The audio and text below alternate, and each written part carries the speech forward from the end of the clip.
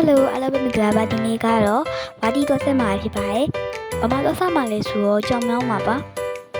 ။ကြောင်မြောင်း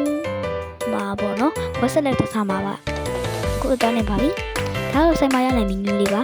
။ဆိုင်နာမည်လေးကကျတော့စီချွာပါ။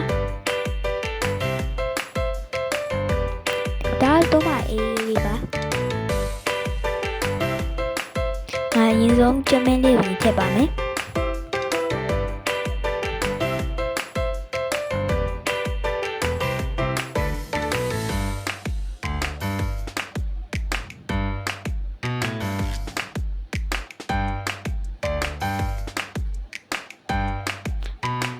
သူကတော့ cheese ပါပါတယ်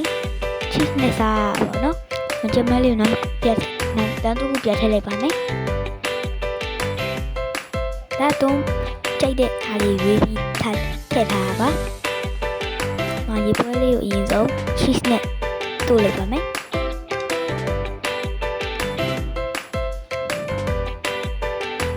ပြီးရင်ကျမလေးကိုပြန်ပြီးတော့ cheese နဲ့တို့ပြီးတော့စားလိုက်ပါမယ်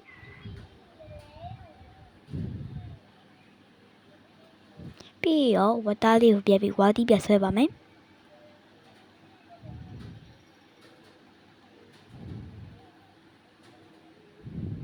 စားလို့တော့ပြီးတော့ပါပြီ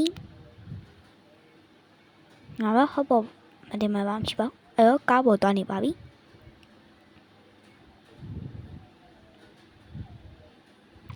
အဲ့တော့ဒီနေ့ကတော့ဒီတော့ပါအားလုံးပဲဘိုင်ဘိုင်